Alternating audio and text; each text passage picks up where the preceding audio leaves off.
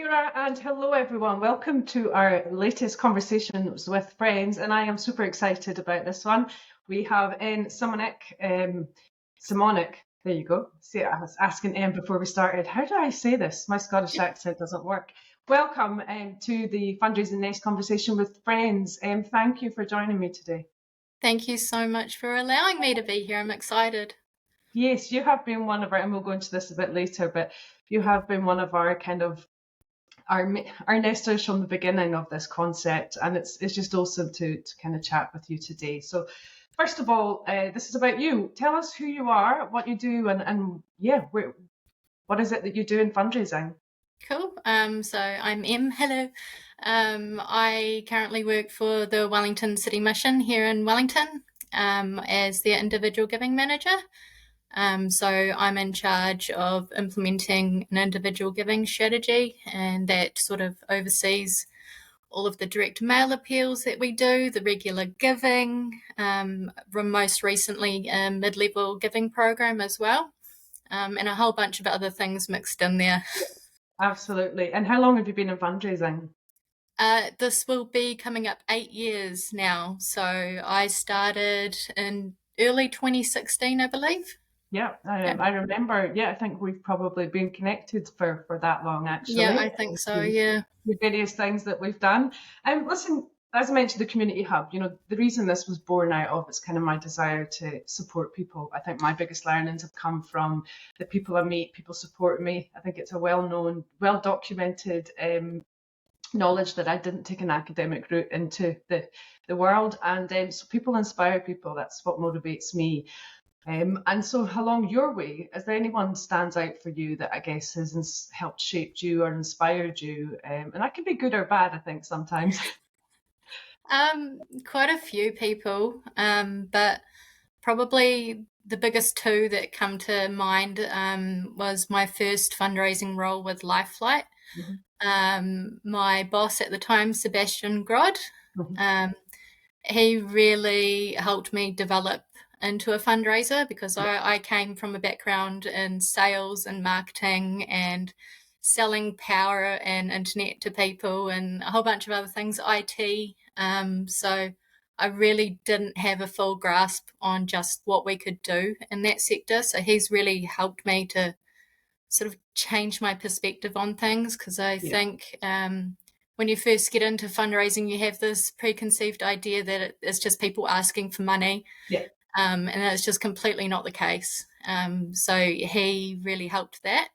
The second person is my good friend Sherry Herrick. Yeah. She's no longer with She's us, not, and she's a unfortunately. beautiful woman.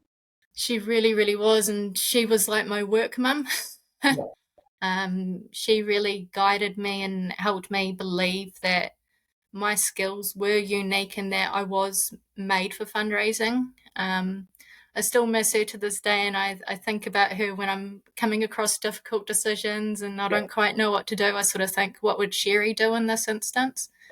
So yeah, those two people and many other people along the yeah. road as well that have shaped me to who I am. I think they're two beautiful humans who I've known too, and what an honor and a privilege for you to have have the access and be inspired by those two people. I It think really is was. incredible, and the fact that you lean on those memories is, I think, just so inspiring. I've got goosebumps. Thank you. So, like you said, fundraising. It was a bit of an unknown. We all think we know what fundraising is. At school, you might have to sell some chocolate or soap or Yeah. something. But what is your earliest fundraising memory? Well, same thing when I was in Girl Guides or Pippins at the time. It was, yeah, just a bake sale and trying to raise money for events or retreats and things like that.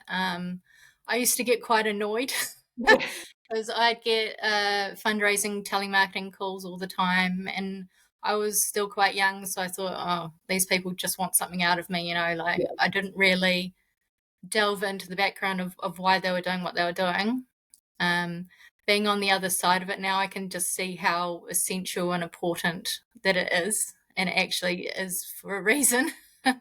yeah. There is a learning in there though, and I think when our natural kind of looking back, thoughts on fundraising, is that one of they just want something from me? I think there has been a shift in fundraising, the idea that they just want something from me versus the impact you can make. And that's when we talk about, being donor focused. I think Absolutely. the legacy that has been left is that of you just want something from me. And it's now a shifting that whole kind of past few decades of those kind of phone calls, and there's some amazing phone calls and all kinds of communications that are changing that, but it is definitely a default, not by intent. I think that's a huge battle that I think we're all facing as fundraisers is the impact you can make. Yeah, So absolutely. where you're at, yeah. So where you're at right now, I know you were at our Nest Fest last year, and what is the world's changing so fast? Like, what is the priorities for fundraisers with the same level of experience as you doing the kind of role you're doing? Learning. Yeah, When I first started in fundraising, I really didn't have a clue yeah, what I was getting myself into. And the only thing I can say is that it's just essential that you keep trying to learn more, talk to the people that you can to learn from. Yeah, I'm forever trying to just build on my knowledge and make sure that I'm keeping up to date with current trends. I'm a huge lover of data yeah. and the power that it has. So being able to use my sort of analytical mind in that sense is still really helping me in my role now. Yeah, it's just a learning journey really, and you just got to keep on it. It never ends. I want to grab that. Ken Burnett's again, no surprise, he's one of my heroes. But Yep, so simple when he says that the difference between a merely good and a great fundraiser is that a great fundraiser knows more. That's all. It yep, is, in its simplest terms, it is about what knowledge and how you kind of use or find or share your knowledge. I absolutely. love the fact that is, your priority. It should be everyone's priority. And what do you love about what you do? What do you love about being a fundraiser? I love knowing that my role has purpose. Yeah, Um, I mean, before when I was working in sales and marketing, and I sort of went home at the end of the day and not feeling like I'd really accomplished anything.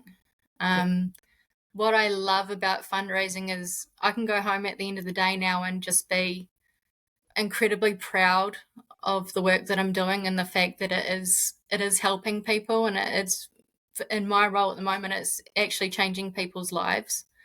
So to be a part of that is a huge honor for me.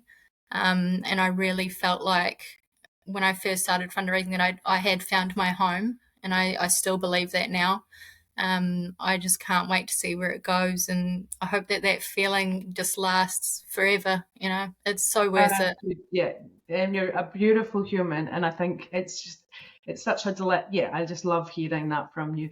So the next, this is my first opportunity, I think, I've had a conversation with someone who has been part of the Nest from the beginning. It's from its kind of hatching stage, and yeah, I'm going to lean on that a little bit because Yep. I think it's important that people realize that what we're trying to do is going to take time. We're building a community, and but I think you can see the vision that we're trying to achieve at the Nest. Would that be right?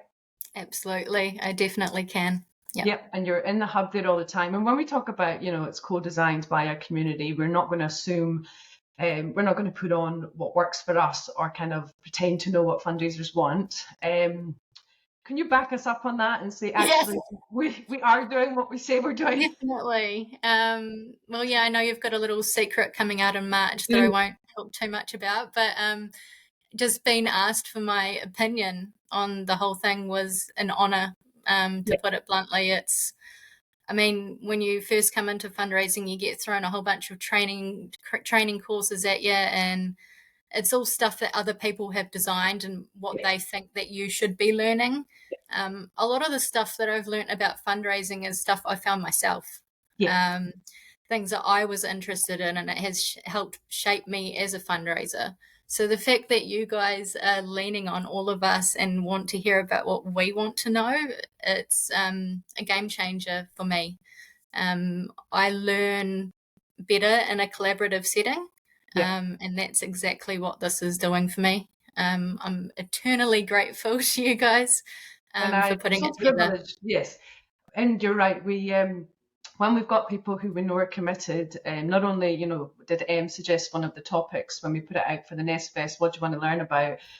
Was the analytics stuff, and we delivered on that. But when we've got our people that we know are engaged in our hub, we're consulting with them on new projects that we're about to launch. One quite big one that I'm really, really excited about. It's been brewing in my mind for years. And it's so nice to be able to lean on our people and say, if we got this right, does this look okay? What's missing? And that, much like you get back more than you give from people. What you give back to us means more, I think, than I think you realise. It's just like, yeah, this is so important to us. So thank you. And yes, it's exciting coming out. We'll be launching it next couple of weeks. Yeah. But I think you're right. This one in particular will be a game changer if we can get people behind this. So tell Definitely. me, looking ahead, what kind of excites you about the world of fundraising? Oh gosh, so many things. I remember when I first started and everything was sort of quite paper based and direct mail based, and then slowly over the years it started to become more digital. And in no way do I think that the paper stuff's going out the window, because I think that is always going to be a part of it. But I'm excited to see what technology and AI can do for our industry. Yeah. At the same time, it is a little bit scary and the unknown. I mean, we had a great session at the Nest Fest about Yeah. ChatGPT and things like that, and Yeah. I think it can be really helpful in our roles, and I'm really excited by that and what it will be able to do for us as fundraisers. Yeah, it will definitely, I think, as we discussed and as we all know, it can support us and potentially, accelerate times of things, but it absolutely, undoubtedly needs a human element, regardless Oh, of what it spits definitely. out. Yeah. It's like everything, what you put in is what you get out, but then you still need to, tweak it. But there's no denying that in terms of, efficiency, used properly, it's another kind of game changer in the capacity. And what excites me, I think, is because of the kind of people that, are drawn to our sector, we lean in hard, and we make, potentially to the point of, well, not potentially, I know, to making ourselves vulnerable to burnout, because we're so committed. We know the impact we're making, but also that the impact that we're making is still never enough. There's still Yeah. more people need our help.